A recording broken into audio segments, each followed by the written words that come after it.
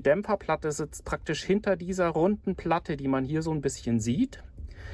Und daraus kann man auch schon mal ablesen, was jetzt alles weg muss. Ich weiß aber gar nicht, wie es funktionieren soll. Also es wird wahrscheinlich auch nicht funktionieren.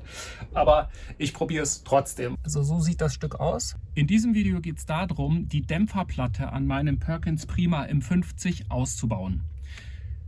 Da sind vorher ein paar Bestandteile abzubauen. Da gehen wir gleich ran. Hier ist Christoph, der Bootsschrauber.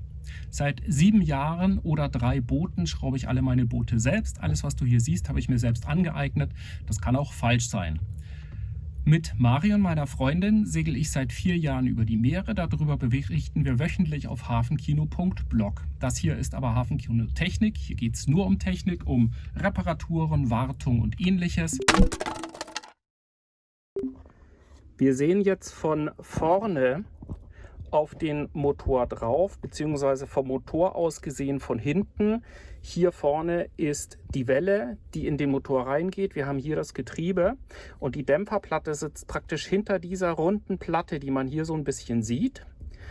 Und daraus kann man auch schon mal ablesen, was jetzt alles weg muss. Es muss natürlich erstmal der Wellengenerator weg mit seiner Halterung. Dann muss die Luftansaugung, dieser Schlauch hier weg, und vom Auspuff, das muss auch weg. Und der Schaltzug, den werde ich wahrscheinlich auch abbauen müssen, weil ich danach das Getriebe dann komplett abziehen muss.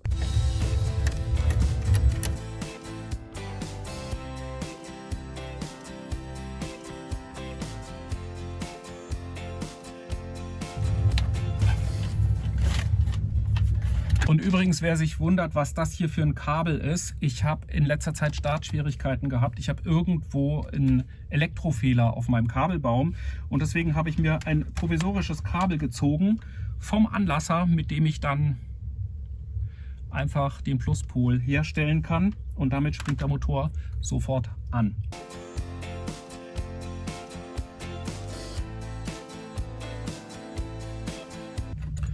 Ich setze die Sachen immer gerne da wieder an, wo sie waren, damit ich sie nicht verliere, auch wenn es nur provisorisch ist. Ich habe hier übrigens 2 Zangen. Das eine ist die große Knipex-Zange, aber die gibt es auch in verschiedenen Größen. Die gibt es in klein und die gibt es sogar in noch kleiner. Und ich finde die ganz großartig. Die hat nämlich zum einen einen Schnellverschluss und auch eine relativ große Öffnungsweite. Und das ist ein super Tool, um es in der Hosentasche mitzutragen, gerade an Bord, weil damit kannst du schnell mal einen Spanner lösen oder einen Sicherungsring rausziehen oder sowas. Das ist für mich der Ersatz fürs Leatherman. Das Leatherman habe ich oft nicht dabei, aber den habe ich oft in der Hosentasche. Großartiges Teil und ich verlinke euch das unten. Der Gaszug ist hier, oder der Schaltzug ist hier unten noch mit einem kleinen Splint gesichert. Das Praktische ist, dass die Amel hier immer noch einen Wellengenerator drauf hat. Das heißt, bei Fahrt können wir damit Strom generieren, was natürlich sehr hilfreich ist.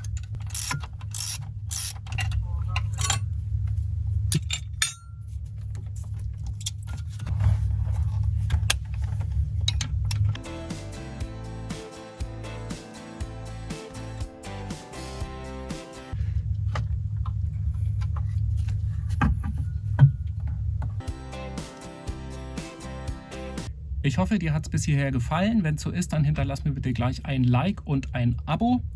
Und jetzt geht's weiter. Vielen Dank. Das ist jetzt der Wellengenerator von hinten. Man sieht hier schon ein bisschen Rost drauf. Das werde ich dann auch gleich bei der Gelegenheit korrigieren. Und hier gehört der Pluspunkt drauf. Hier ist auch Plus markiert. Ich werde dann auch gleich hier einen Schrumpfschlauch nochmal erneuern und mir die Kabel angucken. Das war hier schon mal offensichtlich. Das habe ich schon mal gemacht, weil die nicht mehr in Ordnung waren.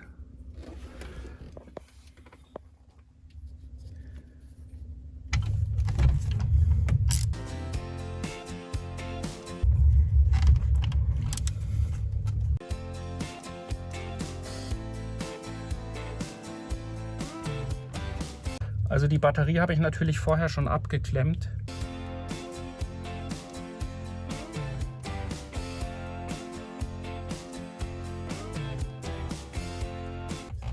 Das hatte ich hier hochgebunden, weil das an den Kabeln gescheuert hat. Jetzt haben wir das erste Mal so einen richtigen Blick auf die auf das Gehäuse, wo die Dämpferplatte dahinter sitzt. Das sind also diese Schrauben hier. Also hier kann man es jetzt noch mal ein bisschen besser sehen. Hier vorne war die Halterung von dem Kupplungszug oder von dem Schaltzug besser gesagt. Hier haben wir das Getriebe und das hier ist die Glocke, wohinter sich dann die Dämpferplatte verbirgt. Das heißt, dann sind gar nicht so viele Schrauben.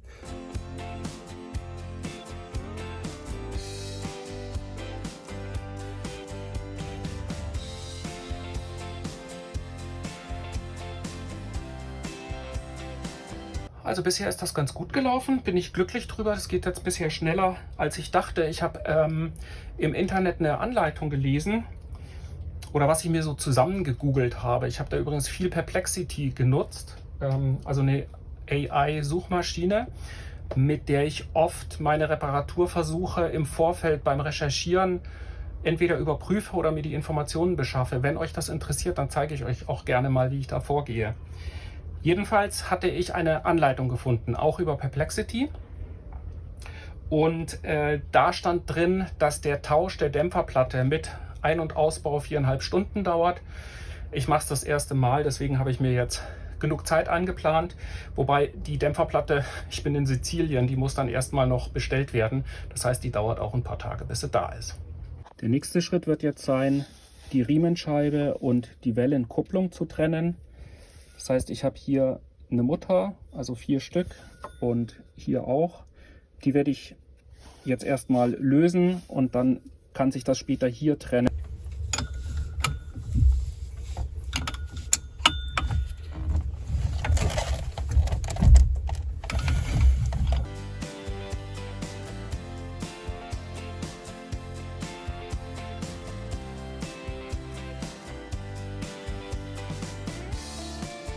Ich habe jetzt alles soweit gelöst, was im Weg ist, um hier an die Dämpferplatte ranzukommen. Ich habe auch den Antrieb bereits gelöst. Was jetzt noch fehlt, sind die Motorbefestigungsschraube an den Füßen. Und das sind auch die, die ja am schlechtesten zugänglich sind. Und ja, mag ich nicht so gerne die Aufgabe, aber muss natürlich auch gemacht werden.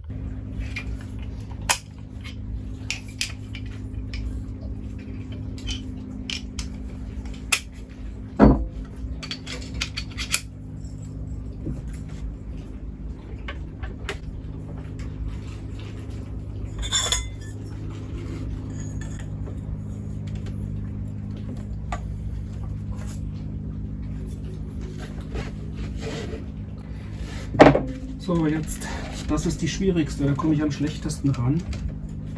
Also ich habe jetzt hier 2 Verlängerungen und ein Edelstahlrohr aufgesteckt, das auf diese kurze Verlängerung. Unten dran ist eine 24er Nuss.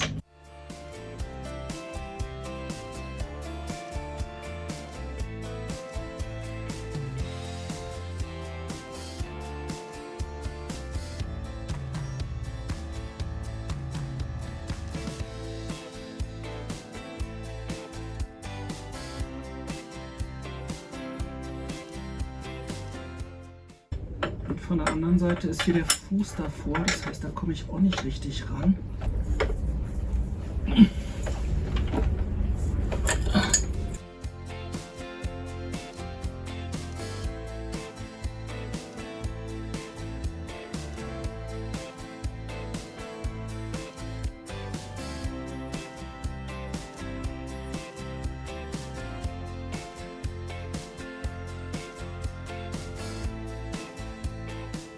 Das sind diese Biester, die da drin sind.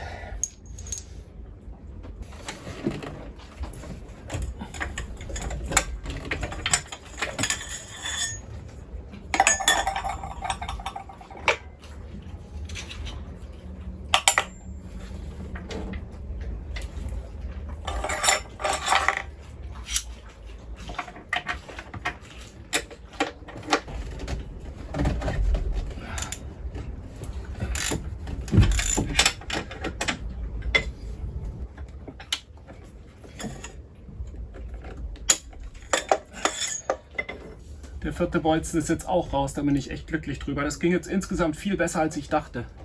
Jetzt muss ich den Motor nach Achtern schieben. Hier ist Achtern, da ist vorne.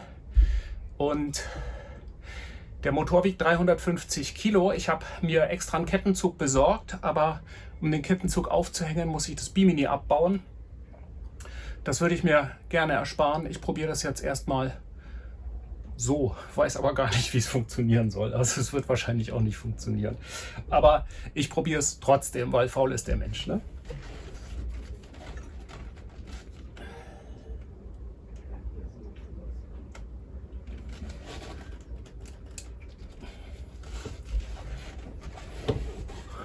Das wäre zu schön gewesen. Ich kann nicht mal eine Ecke anheben, geschweige denn irgendwas schieben. Außerdem habe ich es überlackiert. Ja, also räume ich jetzt hier erstmal auf, hänge dann den Flaschenzug an und dann... Das ist übrigens gar nicht so lange her, dass ich den Motor ausgebaut hatte. Wen das interessiert, ich verlinke euch das. Das ist eine Miniserie, wo ich den Motor ausbaue und die Vibrationsdämpfer unter dem Motor tausche. Verlinke ich euch oben.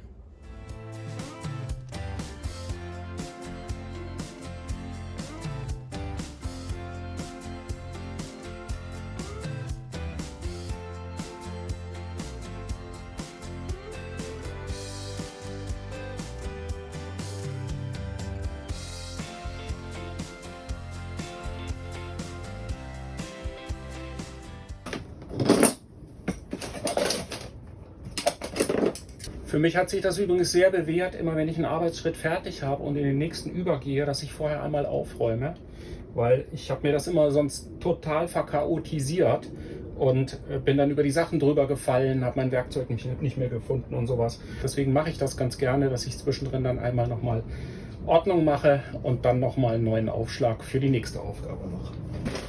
In dieser Werkzeugrolle habe ich übrigens alle meine Schraubenschlüssel drin und auch diese tolle verstellbare Knipex-Zange, mit der man auch viele Sachen lösen kann. Das ist wie ein verstellbarer Schraubenschlüssel. Die zwei Sachen verlinke ich euch auch unten, den Schraubenschlüssel und die Tasche.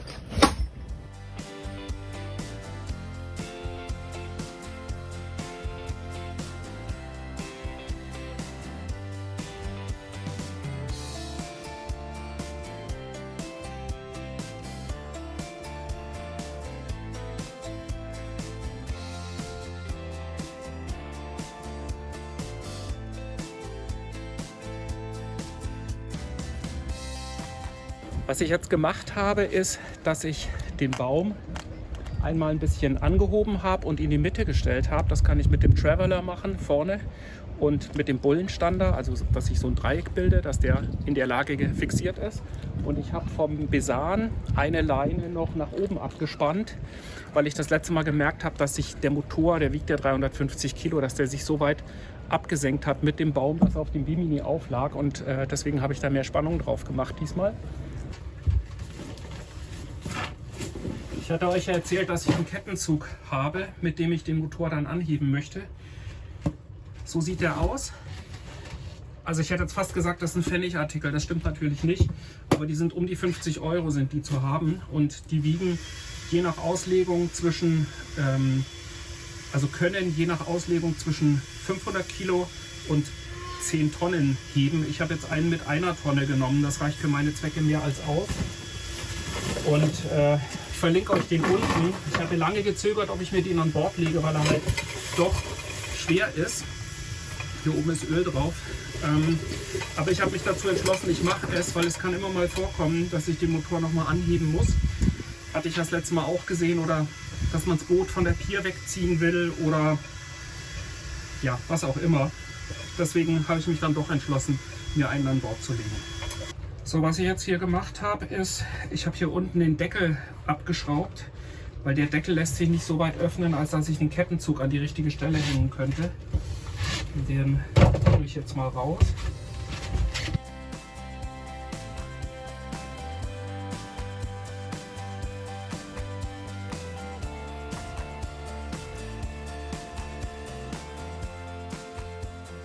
Ich hatte mich ein bisschen geärgert, dass ich den Motor jetzt schon wieder anfassen muss, nachdem ich ihn gerade erst raus hatte.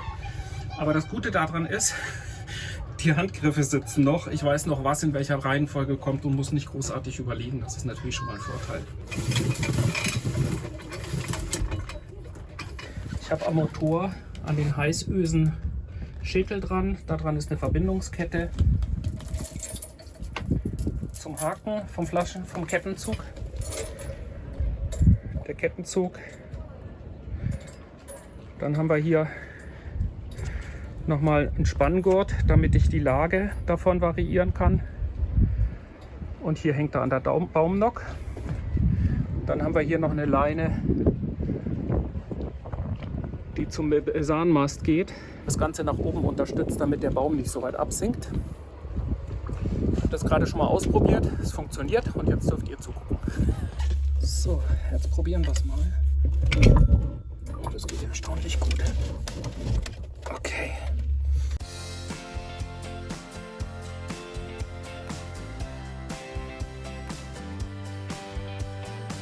Also ich werde das jetzt alleine so nicht lösen können, weil hier hinten, da steht das Ölfiltergehäuse hier hinten in der Ecke von dem Rahmen auf. Das heißt, ich muss die Füße ungefähr um 5 bis 8 cm unterfüttern. Das heißt, ich muss den Motor auch mindestens 5 cm noch anheben. Das war jetzt ganz fein gedacht. Ich habe hier die Dämpferplatte tatsächlich von den Schrauben runterziehen können, aber das bringt mir nichts, weil ich kann sie nach oben nicht rausziehen und selbst wenn, ich muss später das Getriebe, hier unter ist ein Vielzahn und die Welle, das heißt, ich muss das Getriebe später in diese Richtung ziehen können. Das heißt, ich muss auf jeden Fall hoch genug sein, damit ich den Platz habe. Übrigens sieht man hier, das ist das Auspuffknie. Da war ja der Schlauch drauf, der liegt da unten. Und da sieht man, das war jetzt eigentlich nur 2 Monate drauf, wie schnell Salzwasser und Alu schon zu Korrosion führt. Also ich werde da zwischen Fett machen oder irgendwas anderes, bevor ich das wieder zusammenfüge, damit hier das Alu nicht direkt mit dem Salzwasser in Kontakt kommt.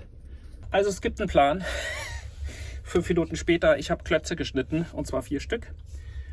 Und werde jetzt versuchen, den Motor noch ein Stückchen hochzuziehen, so dass ich ihn auf die Klötze setzen kann, dann ein bisschen nach hinten schieben und gucken, ob das dann passt. So, ich ziehe jetzt mal den Kettenzug noch weiter nach oben.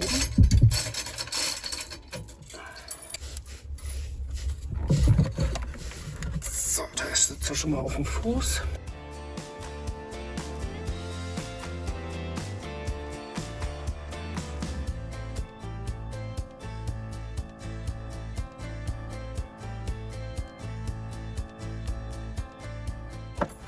Okay, hier sitzt er auch jetzt auf dem Fuß.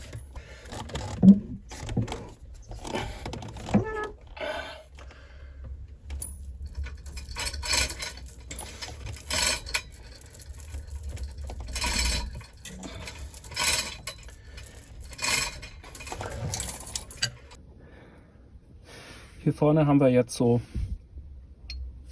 gute 10 cm Distanz, das reicht. Die Füße stehen auf Holzklötzen und da hinten unter dem Ölfiltergehäuse ist auch noch Luft. Und Kabel haben wir auch keine gequetscht, da hatte ich drauf geachtet. Ja, genug Spiel ist auch noch drin. Also das sind hier keine metrischen Schrauben mehr, das ist jetzt eine 11/16 Imperial, weil es ist ein englischer Motor. Und ich hatte mir deswegen auch vor längerer Zeit mal einen imperialen Schlüsselsatz gekauft. Macht Sinn, wenn man eine englische Maschine hat, weil die Schrauben hier sind relativ fest. Das wäre jetzt ein einfaches, die vor allem mit dem Gabelschlüssel zu zerstören. Also bitte immer passendes Werkzeug nehmen. Also wir nähern uns jetzt dem kritischen Moment. Getriebeglocke, hier ist schon ein Abstand dazwischen. Hier die Stehbolzen sind mit rausgekommen. Hier auch, da ist noch ein Bolzen und hier ist auch noch ein Bolzen. Und ich habe das jetzt am Kettenzug angeschlagen, damit es ein bisschen das Gewicht das trägt. Eben nicht ganz genau weiß, wie schwer das ist und damit das jetzt nicht runterfällt, irgendwas kaputt macht. Aber es scheint relativ gut runter zu gehen und wünscht mir Glück.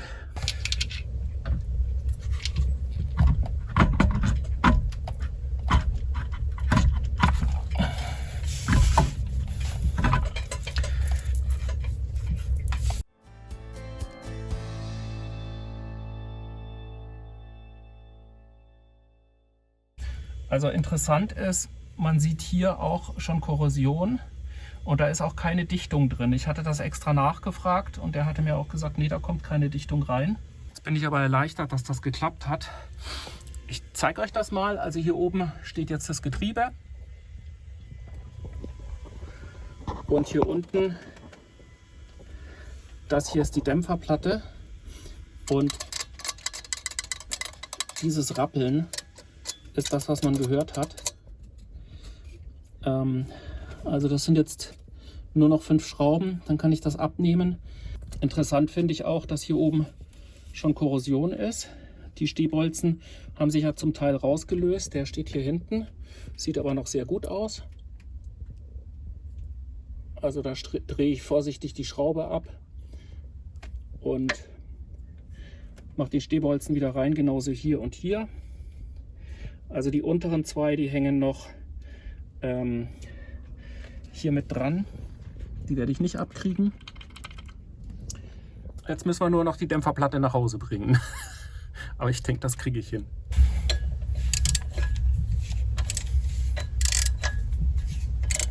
Also die gehen echt gut raus. Ich hatte mir das echt schwieriger vorgestellt.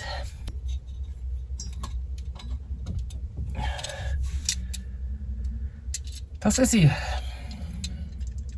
Guck mal, da ist sogar eine Nummer drauf. Also so sieht das Stück aus. Und das war das, was man hören konnte. Gerade beim Motor und bei Schrauben tue ich die immer ganz gerne wieder da rein, wo sie drin waren. Das sind übrigens keine Dehnschrauben. Ich habe extra nachgefragt. Die sehen zwar etwas eigenartig aus, aber ich soll die wiederverwenden können, wurde mir gesagt. Hier liegt jetzt das Getriebe.